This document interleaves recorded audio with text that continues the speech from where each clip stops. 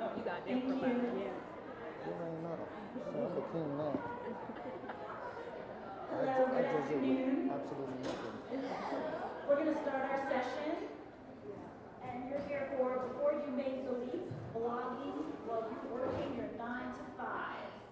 I'm Aliah Davis-McHenry. Hello everyone, I'm Boni, Candelario. And I'm Denise. And what we actually wanted to start with, I'll introduce myself in a second, but we know it's the end of the day. It's 4 o'clock. Can I have everyone stand up and do a little stretch? Just stretch. We all had a long day. It's been fun, but it's a lot of information. And we're about to give you more information for you. So as we prepare, we just wanted to do that for you, get you some energy. So again, my name is Boni Candelario, and I work my 9 to 5 and I blog. So for those of you who are balancing the two, I'm going to speak on that perspective along with Denise. And this is just a picture of my family. My husband is here. He came first last year to Vegas, and he's hooked, and he supports me very much. And we all know we need support when we're doing our blog, when we're working. So regardless if it's your mother, if it's your cousin, if it's your spouse, you need support. And that's my daughter, my 5-year-old.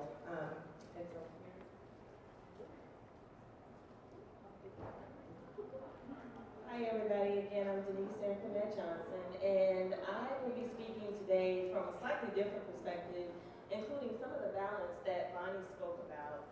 However, I'd also like to really talk about working your 9 to 5 and using blogging as a skill in your current position. I know many of you may still be working. Everyone isn't quite the rock star blogger. We're on our way, but we may not be there yet. So in the meantime, we'll be talking about how we can use those blogging skills while we're at work. Good afternoon, I'm Aliah Davis-McHenry.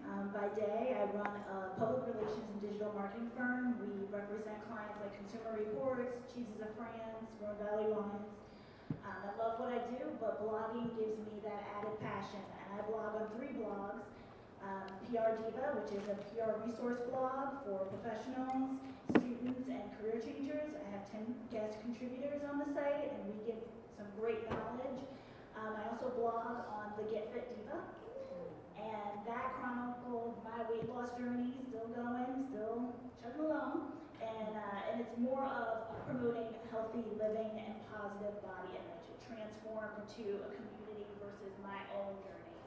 And then I also blog at This Diva Travels. I work with Far Magazine as an ambassador, and it's really exciting. I love to travel. Who else loves to travel? Would love to connect with you. I see people from my blog.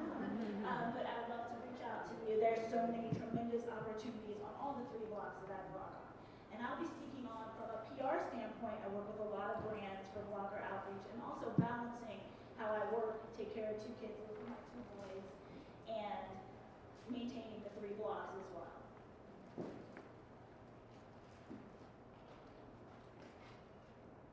So one of the things that we wanted to address today was the 5 myths about blogging, because I had a different experience working in corporate America. There were some special projects going on.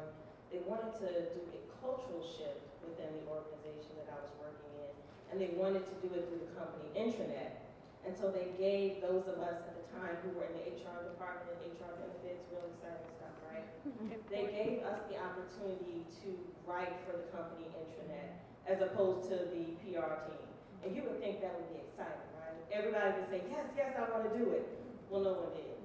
But because I had been blogging and dabbling in social media, I was able to do that. But I found that there are so many myths about being a blogger. And so when you're at work and you want to put those blogging skills, because they are skills, to work in your corporate 9 to 5 job, there may be some attitudes that you come up against. And so one of them is that, well, you're not really a journalist. Has anyone heard that before?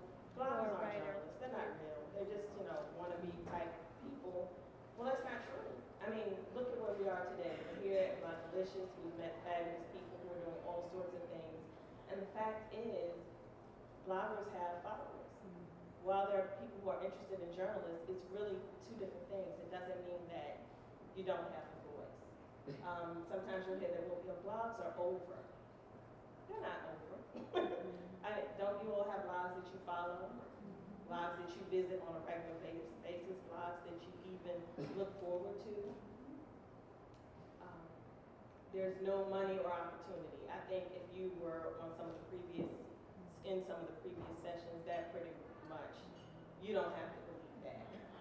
Bloggers are losers who have no life. Now, other than Steve Harvey and other celebrities, I don't know who believes this myth that bloggers are just people who are lonely, sitting around with nothing else to do is absolutely not true. And that is a waste of time. We can see here all of us who are fabulous at doing things and kicking down doors, so to speak. So when you are at work and you want to raise your hand and say, yes, I blog, or yes, I know that social media skill, you don't have to be intimidated by some of those attitudes. Just draw from some of your experience and the things here.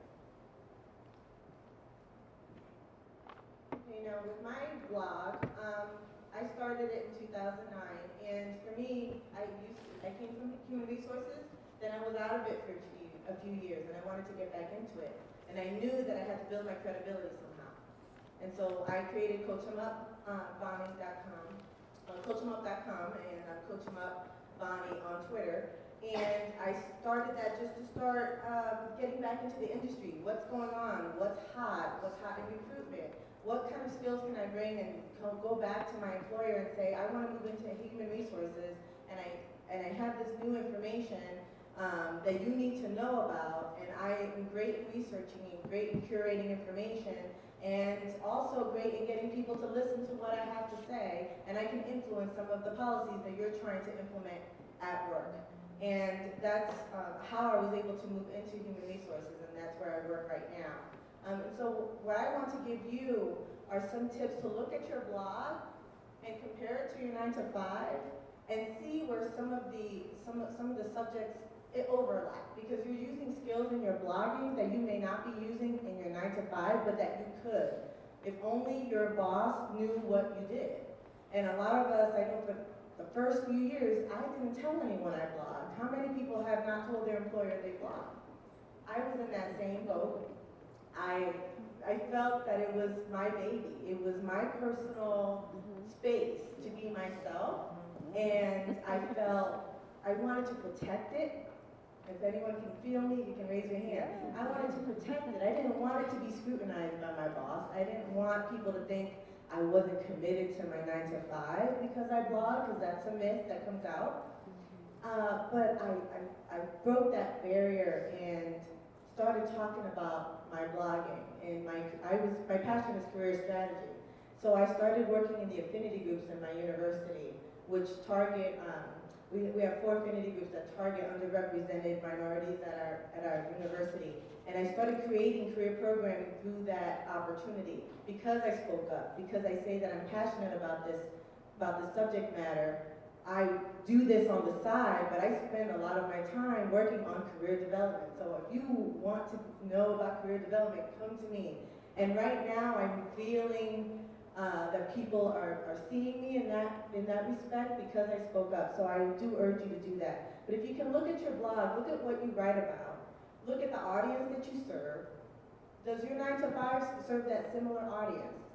Is there some way that you can contribute to your 9 to 5, to your boss, with strategies that you use in your blog, in your marketing? Look at some presentation topics that you already use in your side gig, and how can you bring that over to your company? Especially social media. A lot of our companies have no idea how to market on social media. They need a lot of help, and if you're good at that, let them know, because that could mean a promotion, that could mean some extra project money or consultation fees, and it can also just enrich your current 9 to 5, because these skills are so needed. And so on the 9 to 5 side, if you can look at that, like analyze your business, your employer. What is their line of business, whether it's a nonprofit or for-profit? What are their areas of pain? What areas do they need help on? And you know, because you're in there, you're inside. And it really is about stepping out, being vulnerable, having that conversation with your supervisor that I noticed that we need help in X area. It could be marketing. We need help in marketing. And I can help you get better on Twitter. Maybe they have no Twitter presence. Maybe they have no LinkedIn presence. They have no idea what a LinkedIn group is. And look at that, analyze where you are. Because once you let them know, that's just another marketable skill that you have. I do hope, because someone mentioned it in one of the previous sessions, that they add their blogging to their LinkedIn. I add my blogging to my LinkedIn. Some people have 2 LinkedIn accounts, and that's fine too, but definitely, if you're looking to leap or set yourself up to create a business where your blog is marketing your services, I recommend going on LinkedIn and creating a page for your business and outlining the skills that you have and that you bring and the brands that you work with or the people that the target market that you will serve. And is your blogging topic helpful? So in my case, my career development topic is very helpful to my employer in human resources. They're starting to launch a career development for staff, and I'm able to take advantage of that opportunity because I let them know. And so, coming from the human resources perspective, I don't know if anyone else is from HR in here. I see a couple hands. I see that more and more employers are purchasing software to monitor the online use at work. And that's fine, they want to make sure that their dollars are being spent on work and not on outside activities. So I just have a few tips, because you're trying to balance the two, and sometimes you're writing at work, let's be honest. Sometimes you're writing down notes, you're on Word, or you're trying to get that blog post in. And I just wanted to make sure that no one gets into hot water, or that there's a blemish on your work record because some software found that you were on a website or on WordPress when you really shouldn't have been. It's really hard to balance work, and if you have a family, and blogging. Let's be honest, it's very difficult. Sometimes you hardly get any sleep, especially if you have brands that you're working with. So I have some tips. One, I say don't publish blogs at work, and when I say that, I don't mean don't write, I mean don't publish. Don't go on WordPress and hit publish during your work hours, because that timestamp is going to coincide with your working hours, and you don't want that type of, following you or being discovered by either a software or someone that's co-worker that's looking on your blog. So to be safe, definitely don't publish publicly like that during your work hours. I use notebooks. When you have an idea, you don't want to lose your idea. And I'm not telling you to lose your idea until after you come home. So definitely write it down. I use my cell phone a lot. I'm sure a lot of you do too. Their memo, their voice recording app, just jot down some notes and just speak into your phone when you have some inspiration for a post that you're thinking of. I use Word to write down your ideas, and I would save it to the flash drive and not your hard drive at work. Your hard drive at work is the property of the company. So just to be safe, get yourself plenty of flash drives now are so cheap. They used to be more expensive, but right now they're so affordable. Purchase yourself a few of those, and then you can save it and take it with you wherever you go. You don't have to worry about, just in case an employer goes and is looking through your computer. I use Evernote for curating information. I'm sure a lot of you have used that before. If you don't know about Evernote, I do recommend that you take a look at the app. They have a mobile app, they have a desktop app. And it's just a nice way to capture websites, pictures, things that you can include in a blog post later on. I wanted to talk a little bit about letting go. One of the things that happens often is when you write for your corporate entity, not writing at work for your own blog, but writing for the corporate entity itself, you'll find that you take ownership of certain projects. And if you're in a corporate setting, you will be edited. Actually, you'll be edited no matter where you go. I mean, any book that you see on the shelf, it's never the first draft. It's always edited. But sometimes when we're at work, we get attached to our sentences, our thoughts, these ideas that we have. And Bob does not know what you know, right? But Bob gets to edit your work. And so sometimes that can become difficult, especially if you put your heart into it. But the fact of the matter is, if you're in a situation where you have transferred your blogging skills to your daytime job. Ultimately, they have the final say. So my thing is, don't take it personally. I had a time when I was so ill over them undoing one of my projects. I was just, how could they do this? I put so much work into it. I had numbers behind it. I could prove my rationale. And yeah, they said, it's not going up. That's not what we want to do. And so it kind of stung for a minute, but eventually I had to realize this is not my personal blog. This is the employee intranet. And so if it's not the direction we want to go in, I go in the direction of the company. That's what I would do for any other task that I was assigned. So when that sort of thing happens, don't take it personally. Just smile through it. Ask them questions. I find that's a good way to overcome the issues that you have with what they're doing. Sometimes you really may not agree. And also it helps you with perception, because especially if you are in a situation where you're blogging as a part of a special project, let's say, or you're using social media at work as a part of a special project, when you become defensive about your work, then they start thinking about putting you right back where you were, right? So the thing is, ask questions. Oh, really, that's not the direction? I wasn't clear on that. You know, how can I make that better? Oh, is that what we're going to do? And then later you can cry and whine and, you know, kick your cubicle and all that sort of stuff. But for the time being, that kind of helps you cope with it. Because really, blogging is a transferable skill. So you're transferring what you do personally in your spare time to what you're doing for your 9 to 5. So you'll live through it. You can have your fun with your own personal blog at home. Another thing that you need to do is being aware of where your blog fits. So in a case where you want to raise your hand and say, yes, I can blog, yes, I know social media, there may be initiatives that you can join in. For me, in my particular instance, it was a healthcare initiative. All of a sudden, they decided that they wanted to take a look at how healthcare was perceived by employees, and they wanted to change that. And so that's what they wanted to do on the intranet. So there may be times when, you know, you're working, let's say you work in finance, and you find out that they are doing some big gym membership push, or they're changing the dress code. Those may be opportunities, if they're going to communicate those things electronically, for you to raise your hand and say, hey, I can help out with that, and this is how I can do it.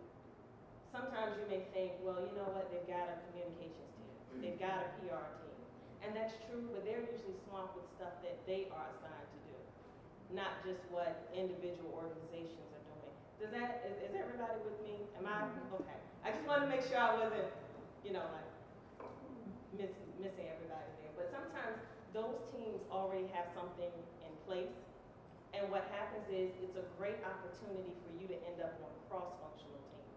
It's a great way for you to move out of, let's say you want to move away from what you're doing, or you want to start gaining extra skills. Then when you start raising your hand and saying, yes, I know social media, yes, I can blog, and it doesn't always have to be that your skills line up. Boni made some very good points about seeing where your blog and your employer intersect. But let's say you are a beauty blogger, but you work in accounting. The fact that your blog talks about mascara and lipstick has nothing to do with the fact that you know your job. You know your job, right? Mm-hmm. Yeah, you know your job.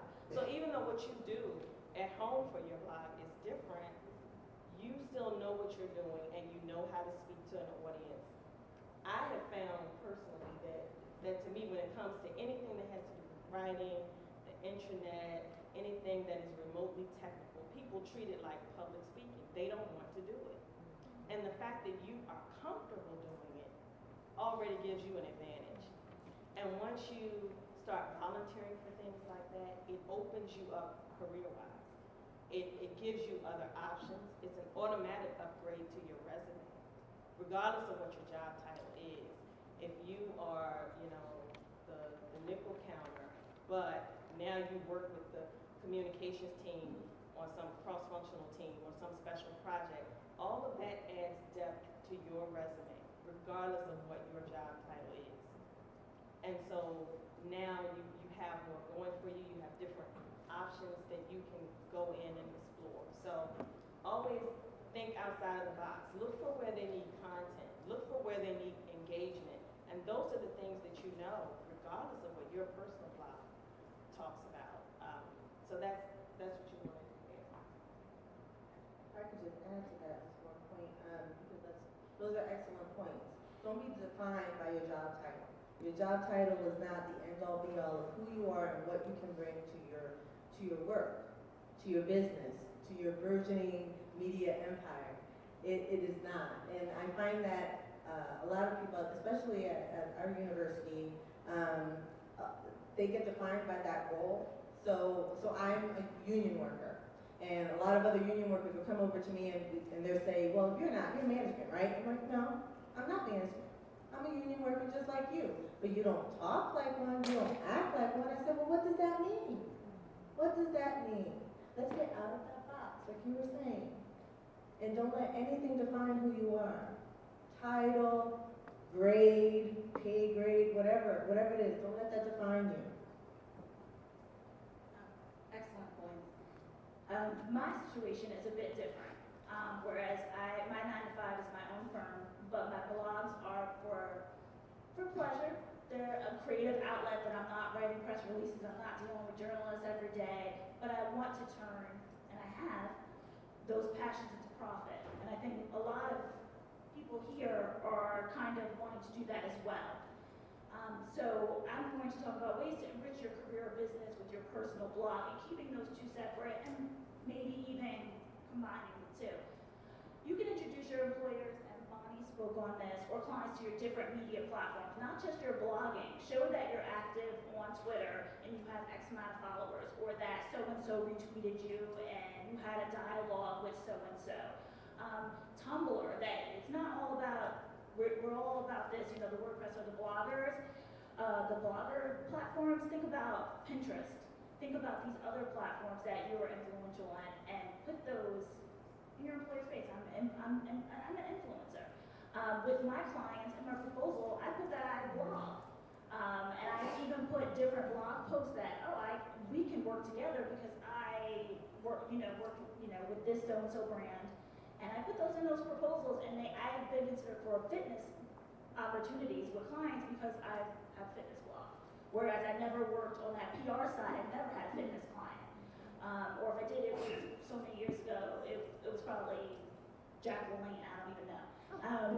But find different ways, even if your personal blog, to grow that personal blog, that has nothing to do with your 9 to 5. And that's what I'm gonna talk about, because a lot of us don't have that opportunity to bring it to the corporate level or work in those different departments. We're stuck.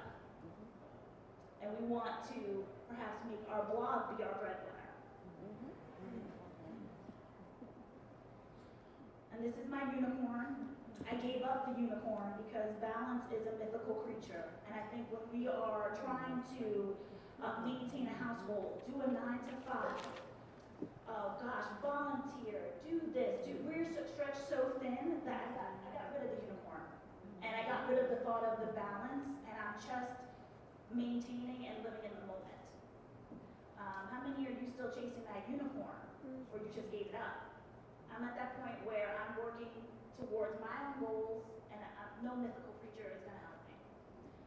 What I do as far as balance is the editorial calendar, and this is a great app. It's actually in the WordPress system. I use that, and I put holidays on it, different months. It's Breast Cancer Awareness Month. That reminder reminded me to put some content out there. It's a great reminder, and I even have one that's an Etsy that I bought off of Etsy, and it's one that if I come across something in my travels, I can write in and say, I want to write about that in May. So editorial calendar keeps you accountable, and it provides content that keeps coming. Schedule your posts. A lot of us are scheduling our tweets. Why don't we schedule our posts ahead of time if it's relevant information, again, with the holidays, the themes, etc. I am a guest contributor on Mars Healthy Living.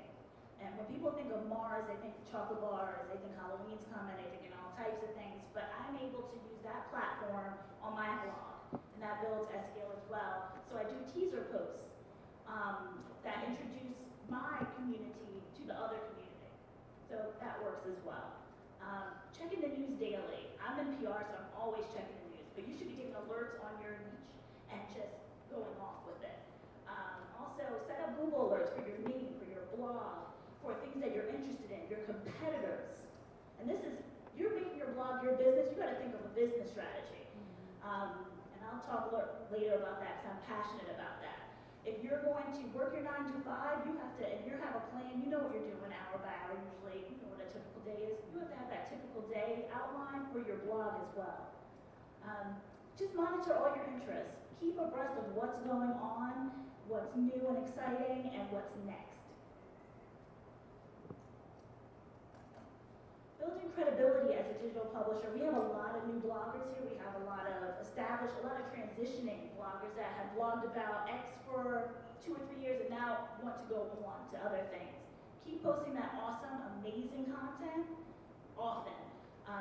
When you have lags and weeks, that makes your Google rank go lower and lower. Make sure, even if it's just a wordless Wednesday, make sure you're keeping posting that content. People are getting those alerts in their RSS feeds. It's just being calculated. So even if it's, you don't even feel like writing, just put up a quote. Just keep that content coming often so people come back to your blog. Comment often on other blogs. There's so many, when I started blogging, this was about 4 or 5 years ago, we didn't have Livefire. Now Livefire has where you can put your last blog post and things like that. So keep, cross-posting and promoting your blog. Submit and encourage your community to vote for awards. Right now, there's so many going on. Get on those best of lists. And from a PR perspective, I find bloggers that are on my radar from these best of lists, these awards. I find the new up and coming, and I use Locus on my day-to-day, which is a PR subscription plan. We don't have all these folks. All of you aren't listed in that database. And it's not because of your numbers or anything else, you're just not on our radar. And I want you to be on our radar. So get on these lists. Participate in blog trainings, and I'm not talking about that type of training. Get that. I saw a few of you were a training that is talking about a life subject. Connect with other bloggers. I just did a travel training, and I got so much traction back to my site over this one blog post. And we shared together, and actually I have a new community, like a sub-community. So maybe if you find some bloggers that you, today, in this room, get together, let's blog next Friday about so-and-so, and we'll link all in that post. You have 5 different areas of the internet right now that your site, that's traffic's coming to your site. So think out of the box that way.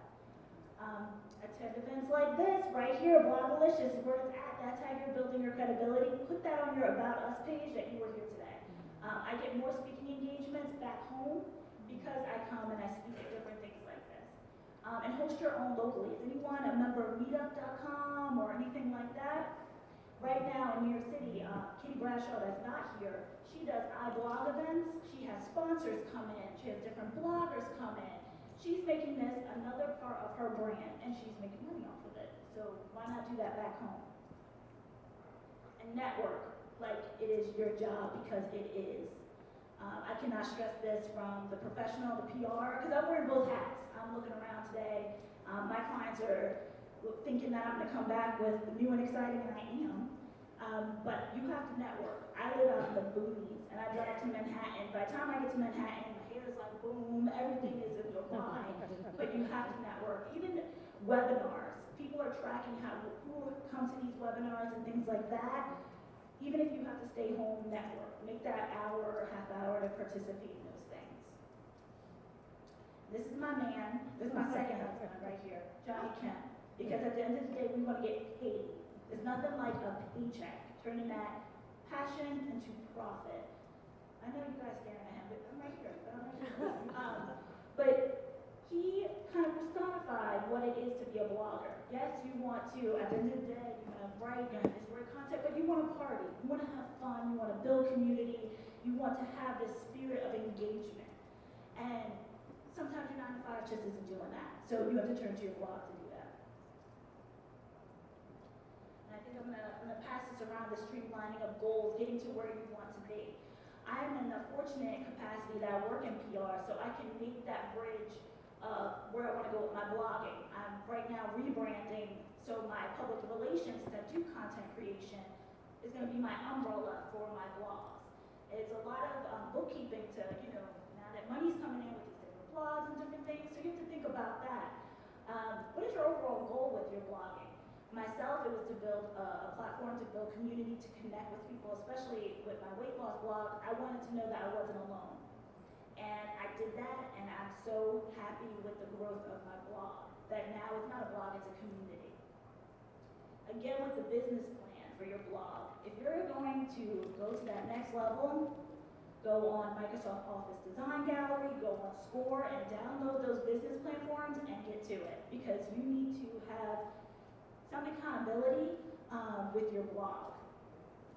And I think this is the most important thing right here if you're going to transition to be a full-time blogger. What is the price that can make you a full-time digital publisher? Make you leave your 9 to 5, your security, your benefits, your 401k. Of course, you can always continue with 401k. Don't leave that behind. But is there a price? And put that in your business plan, because you kind of need that to going forward. And have an exit strategy. Are you going to sell your blog down the road, or are you going to use this as a jump off, as a book, a talk show? You have to have these steps. Keep yourself accountable. Where do you see your blog in 3 months, 6 months? Include those numbers that you'd like to see grow. Just like you do in your 9 to 5. You're tracking, you're doing analytics on growth for sales, so. Do that for your blog. Thank you, Aliah. Now, I hope you guys are all paying attention, because I just learned a lot of stuff just from Aliah right now. So the one thing is, use each other, especially while you're here. If you see someone doing something cool, find out what it is and what app they're using. What are some tips that they can give you. If you see someone doing something really awesome that you feel you can incorporate, this is the best place to do that. I'm a 1%er, been here every single year, and that's the main, and we got some 1%ers in the house too. So we love Blogalicious so much because of the system that we create, that it's a safe space. Let me just tell you, for anyone that's new, it's safe. You can ask any question. No one will look at you weird. No one will say, I don't know why she doesn't know that. Like, they will be open to tell you anything. So blogging train, I just learned that just now with you guys. So I hope you guys are paying attention to that. And so having goals for your blog is definitely important. I can see myself just after this Create, Fund, Build conference that I'm moving away from just one-sided giving career advice to building those multiple income streams and having ebooks and creating webinars. And I'm exploring that avenue, and I hope many of you are exploring that with me. Because we are a media company. Don't look at yourself as just a journal online. It's not a journal online, not anymore. And so I definitely, I want you to really pay attention to what she's saying and to use each other. We will be posting these slides up, possibly on like the Facebook Blogalicious 5 page. So if you missed anything, you can definitely take a look at that. But any final thoughts from Denise?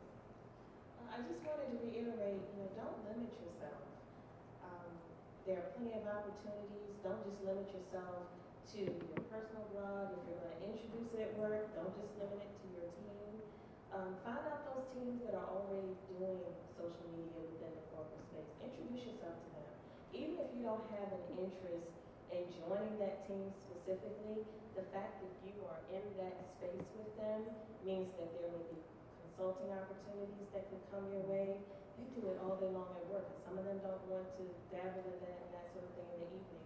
So there may be all sorts of ways that you can expand your brand, consulting with them.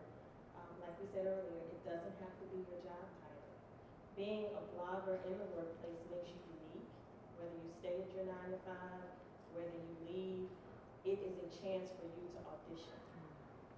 So if you get into the room with people, if you get into the boardroom, into those meetings, make sure that you present yourself well as a blogger, and that you use that time not to think of yourself as a guest, or glad they let me in here, I'm glad they let me partake in this project.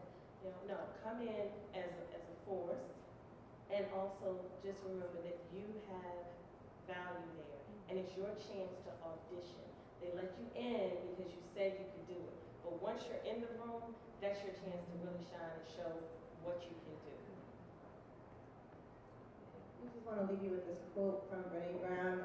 I've been following Brene Brown over on OWN and on the Life class. I don't know how many of you guys have been doing that too. It's just been a lot of great information. And so she says vulnerability is the birthplace of innovation, creativity, and change. And in order for you to be successful at your 9 to 5 or to break away and build this media company, you have to be vulnerable. You have to put yourself out there. You have to be open to possibly stumbling a little bit, and it's okay. It's okay. If you go over to your employer and they just kind of like not pay attention when you talk about the skills you're bringing, that's all right because someone else will. And I told somebody actually out in the hall, this was yesterday, she wasn't able to come here, and she was saying, well, I don't like my 9 to 5.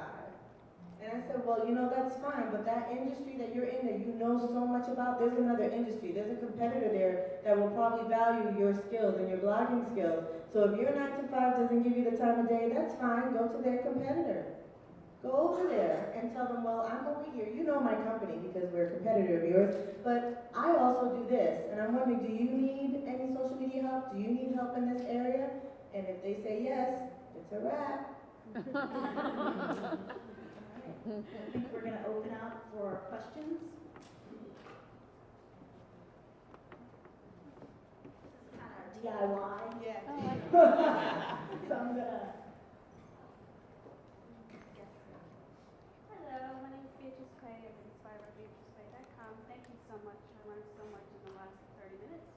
I had one question. Do you guys have any tips for how to maintain your sanity and creativity if you do not necessarily feel fulfilled by your day job? So you want to do this thing that you do at night, and that's all you can think about all day. But how do you maintain your sort of inspiration and sort of sanity at work while you develop your exit plan? Excellent question. BeatriceClay.com. Inspired by Beatrice Clay. Inspired by BeatriceClay.com. For everybody, if you can pay attention to that. Beautiful life. Yes. Beautiful life. Excellent. So we'll all speak on it, and I'll just say for me, I take breaks. Even if it's 10 minutes, 15 minutes. If I'm working on Excel spreadsheets all day, and I hate that, that's one of the worst things, but I'm good at it and no one else is good at it, so it all comes to me. I take breaks. I put on some Pandora, put my earphones on, or I go, if we have little huddle rooms, sometimes you can find, if it's the bathroom, it's the bathroom, but if you have a little like room or office that no one uses, you can go in there for like 10 minutes and just get your sanity back, write down some notes for your blog, like, you know, get that creativity juice going. Stumble Upon is cool for inspirational pictures. I just go on there, sometimes it's just beautiful pictures, just gets me out of, I'm in a cubicle, many of you are in a cubicle, and to get out of that, I'll go onto a site, like Stumble Upon and just look at some pretty pictures if I need that inspiration. But I'll take a break, 10 minutes, 15 minutes, it's in my contract, I can do that. So you guys should be able to do that too. Wow, tips and tricks to maintain sanity. I got rid of the unicorn. I sold it. But no, I think again, finding, yeah. We're all crazy. I think especially since I maintain the 3 blogs and I have pretty much a 7 to 10 job since I work in PR, I travel often. That's my respite. I travel often. But to the day-to-day, I love photography. And I apply those skills to my blog. And this was a learned thing. I was just like, I'm good with the iPhone, but now I'm learning, you know, how to use my camera. And just to kind of delve deeper to your question, I came at a crossroads where I was thinking about just maybe possibly giving up PR and working on my brands, and because I work with brands day in and day out and making other people's visions and goals come to fruition. So it was hard. And I think when you work in any 9 to 5, you're making your boss richer and the board richer and so forth. So I came at a crossroads, and now I made a compromise that I would keep working in PR, making other people's vision goals, but I'm gonna work on mine as well.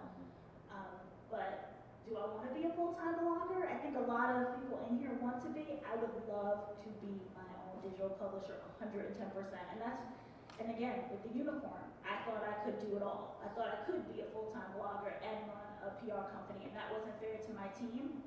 And you just have to find the balance, that mythical creature, and do what you can do, and don't stress yourself out. I did that to myself last year, and it's easy to burn out, and this is from that healthy living perspective.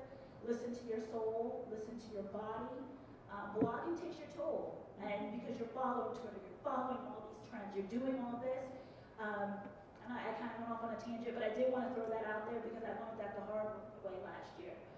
Definitely listen to your body, take breaks often, take breaks away from blogging if you need to, and have people guest post for you. It's so important that you listen to your soul. And your blog, if you're not listening, your blog will show it. Your content will be crappy because you'll feel crappy. And that's not going to get you to your goal of being a full-time digital publisher. For me, sticky notes were my saving grace. They really were something that I always kept handy at my desk. If I had a moment of inspiration that struck, or something interesting that I wanted to blog about, I always had that notepad there, and I didn't go on some long writing spree, but definitely something there to just take me away for a minute.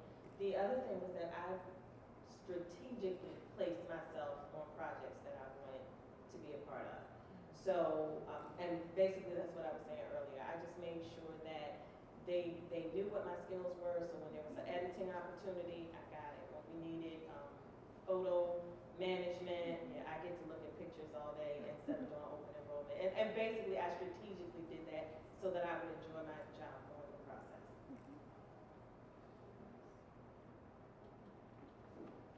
Aliah. Isn't he awesome?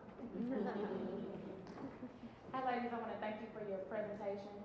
My name is Brandy and my blog is belovedmade.com. And my question is, you have brought up the subject of LinkedIn, and so many people tell you that you need to be putting your stuff out on LinkedIn, but many of us have fear doing so. So can you go into that a little bit more about how you combine those two worlds, your current career life versus what you're trying to bring to fruition with your own business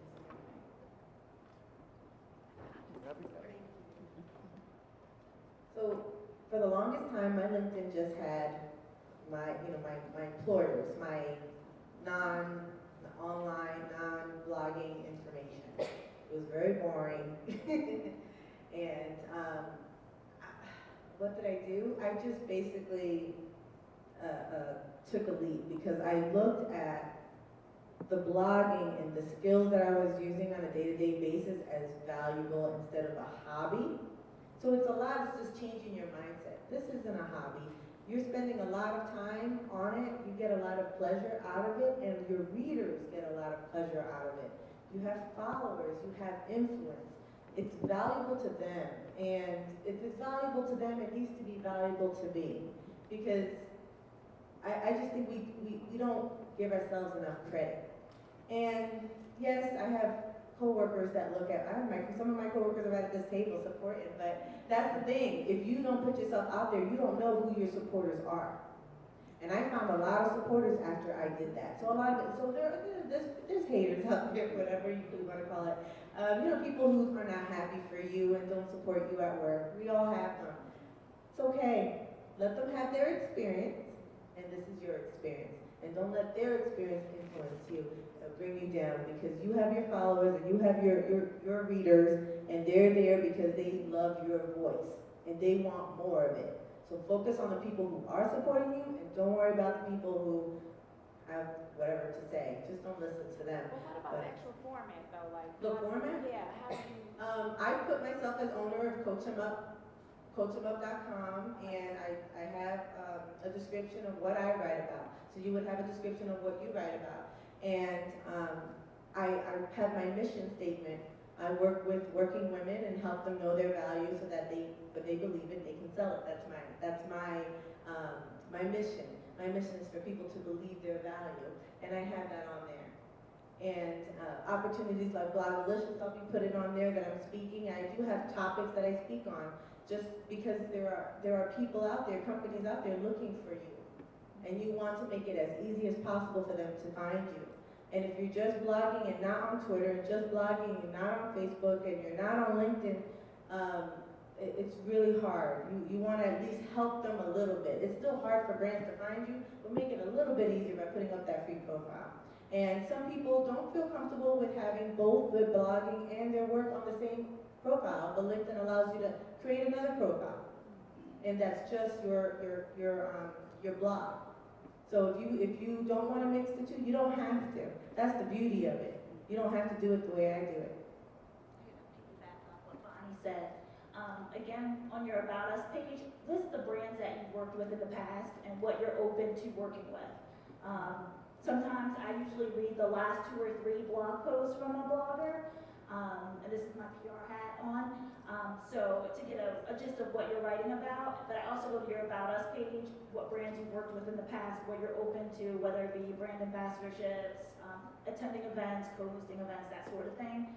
On your LinkedIn, list your brands that you've worked with in the past. Make our job easier, because some PR pros are very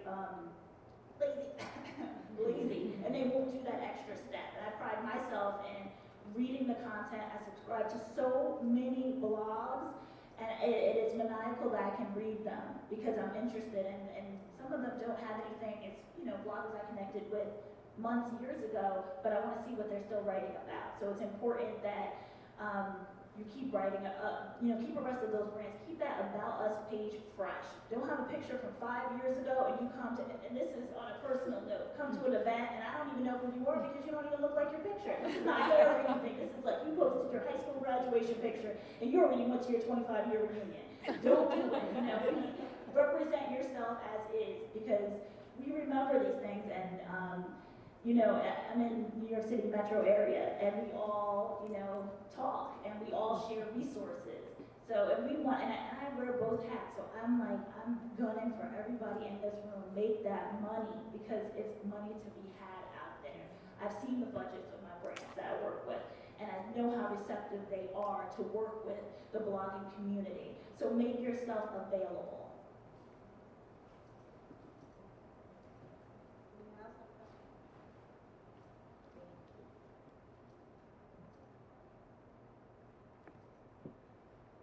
Hi, my name is Deja. I run nobodyslot.com. It's a women empowerment website. But my question is it necessary to have a media kit and LinkedIn? Which one is more important?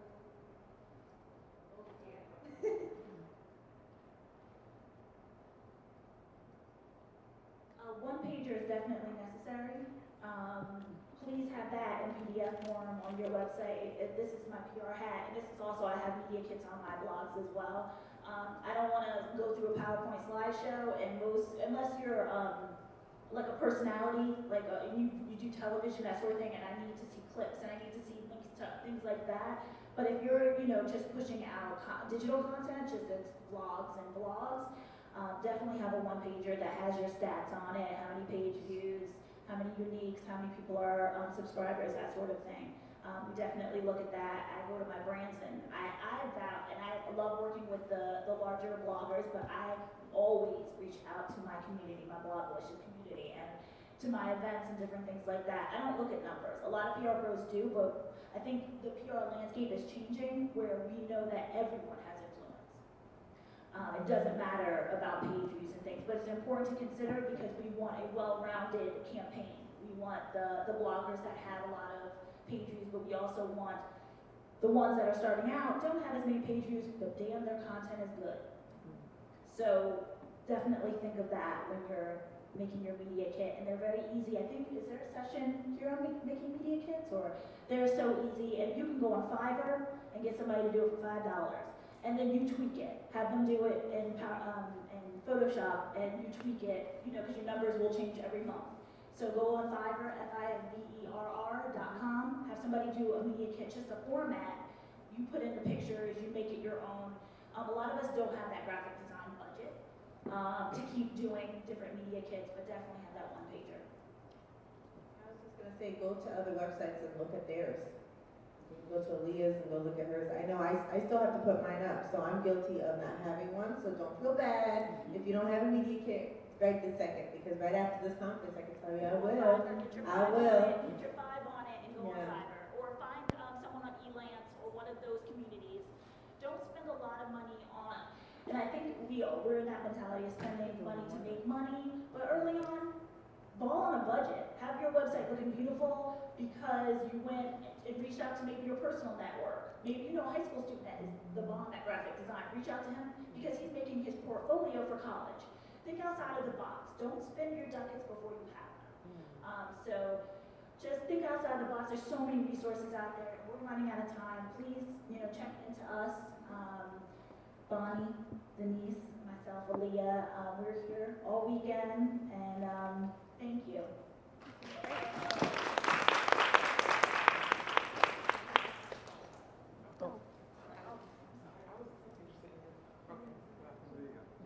Sorry, y'all.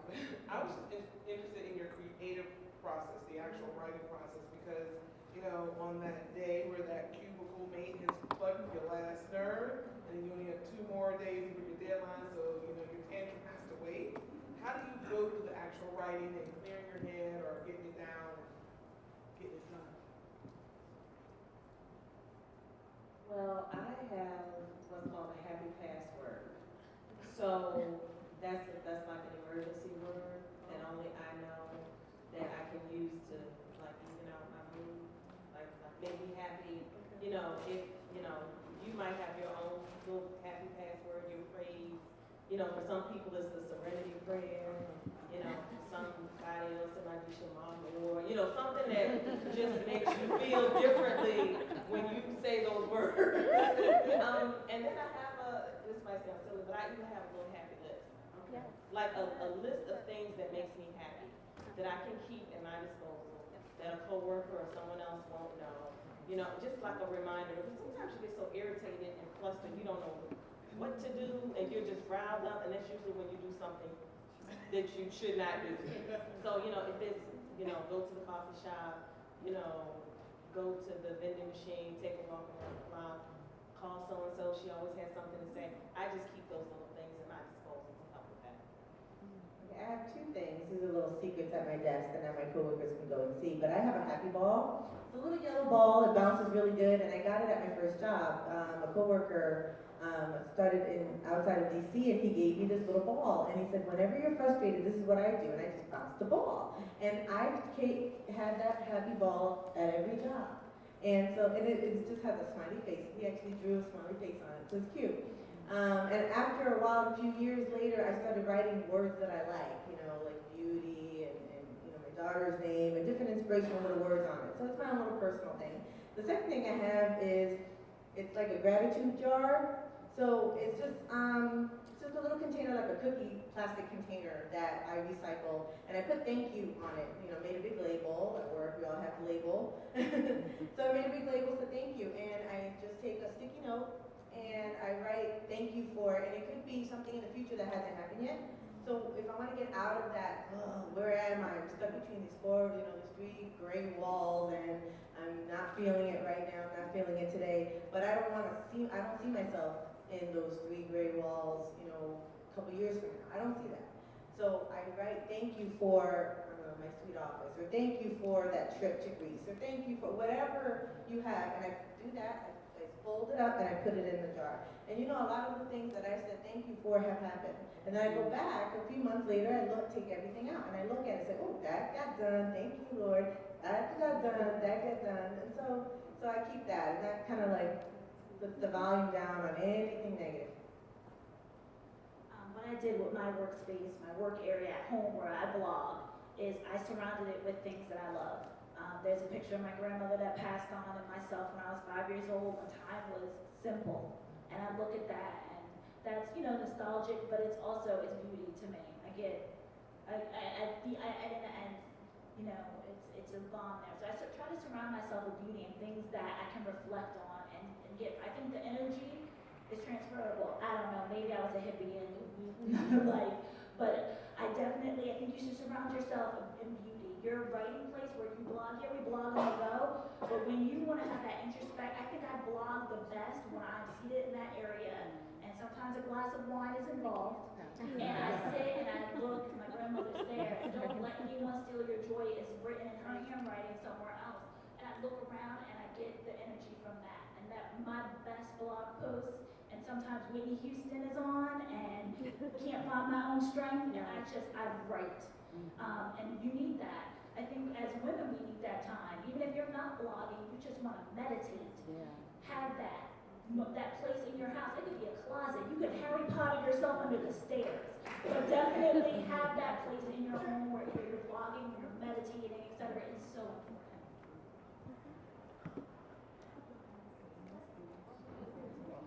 I got Aliah. Hi ladies, my name is Dee Erica Winfrey. I own Pretty Girls Rock Dresses, which is a grassroots movement for girls. And I'm always working on it. I edit, I write for several publications. I'm so unbalanced. So I'm glad to know that balance is a unicorn. But when I came here, I thought we were going to talk about maintaining balance. I was surprised that we talked about incorporating blogging in the workplace. I had an awesome idea for my office. I work for a law firm. I'm a paralegal by day, socialite by night. And I gave them this idea, and they've taken it away from me. And I feel, I don't know if I'm angry, because I'm happy to see that we've created a wellness blog, but it's very HR driven now. So I've kind of stepped back from it. Should I go back to it and say, hey, you know, I did give you guys this idea, or should I just let it go? So I have an example. All right. Thank you very much for that question. I have an example of something similar happening to me, actually. So I created this, career program for work. I found that staff didn't really know like how to navigate their career at Yale using the STARS and our job posting platform, the online website where internals can post their jobs. And people really didn't know what happened behind the scenes or what happened when they posted. Did it just go into a black hole? You know, there's a lot of questions out there. It's a large campus. And so I created this program through our affinity group that focused on, I'm on an affinity group for Latino staff. And it's called Navigating Your Career. So after I created that, it was brought into the main curriculum for our learning center. So our staffing department basically took it over. And I didn't get any credit for that. Okay, so I see it, it's thriving, it's doing well, but I did feel a little like, oh, but that was my idea, you know, and they didn't really bring me into, when it went full force, they didn't really bring me into it.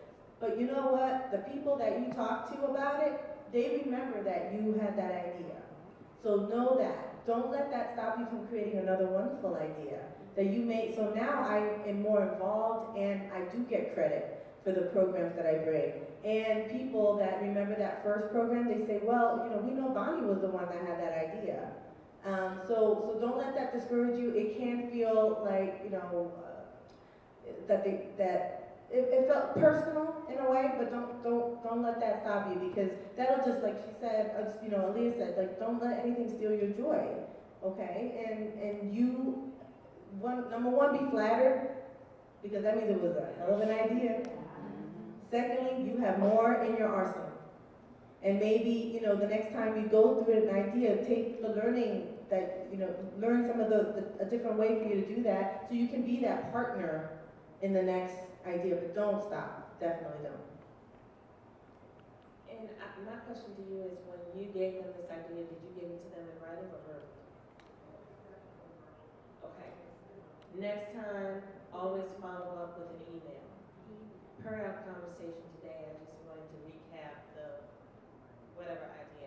And even if they have the power to take it away from you, that's their right, ultimately. It may feel wrong, but now when bonus time comes, you can make a good case, because you have in writing that you proposed this idea. I would suggest that if you have friends who are in that department where that idea is thriving, that you find out information from them. Because if you can find, you may feel that it's thriving, but when you have numbers about how well it's actually thriving, that helps you when you choose to go to a different job or seek another position. You can say, I incorporated this idea, it was, you know, implemented by such and such department. You don't have to say taken away. It was implemented by the human resources or whatever, and it's now doing such and such, it's got so many page views, blah, blah, blah. And so still take ownership in that. So change how you look at that, your perception of it. Take it back. Take it back, that's right. I love it.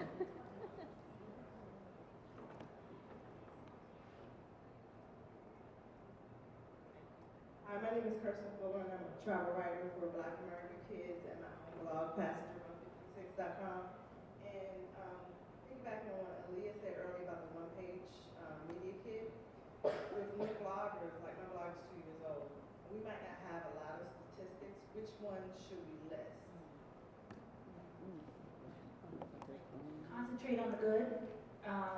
Maybe you might not have the numbers, but maybe an influencer retweeted you. Say I interact often, and this is, I always listen to Essence Debates, hashtag Essence Debates during lunchtime. Say that I was retweeted by Essence Magazine on such and such quote, and it was retweeted 7, 8, 9 times. Put things like that, notable things, and even big brands do that. Like when, when a client has like Kelly Ripa or someone retweet, we put that in our marketing materials that, she retweeted, such and such.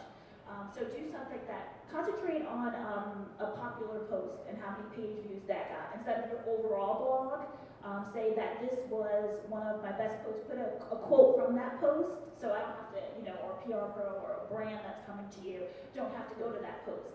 Put a relevant quote in there and put how many page views overall that you had, not just that week or month. Visually has a great infographic that people are using instead of a media kit. And that's visually, and it's like visual.ly, and it comes weekly with all your stats. It is completely free. Use that in the interim before you have your media kit, and you can forward that if a brand wants to start negotiations with you for like a sponsored post. And it's really jazzy. It's like a jazzy Google Analytics, but it takes that past week, and maybe you had a killer week. You had a lot of Facebook traffic, you had a lot of Twitter traffic. It gives you graphs. It doesn't reinvent the wheel for you, so you're not redesigning something weekly. Our stats change so quickly. So that's a great tool, and it's free again. But definitely concentrate on the good. Also, it's not all about stats for your website. It's you as a person. It's what awards have you received? What certificate programs have you participated in? Do you volunteer? What causes are you with? It's also personal. Because we are not just connecting with you as your blog. We want you, if you're representing us at an event, or I want you to know you're not cray. I want to know you, and I'm serious. We look at this, especially when I'm dealing with my European clients, and they're on, they're a little different. I love them, and I love my European clients, but they're a little different how they approach blogger outreach. They want to know that when you come to an event, that you're going to interact with them, and it's different. So be aware of those differences, and it's cultural, and it's religious. I have a lot of brands that want to connect with different faiths, that sort of thing. If your faith is relevant to your blog, put that in your media kit. Especially with family-friendly brands, they want to reach out to other types of bloggers and things like that. So think about that in your media kit. Don't concentrate on the good. Don't think about numbers if the numbers aren't there yet.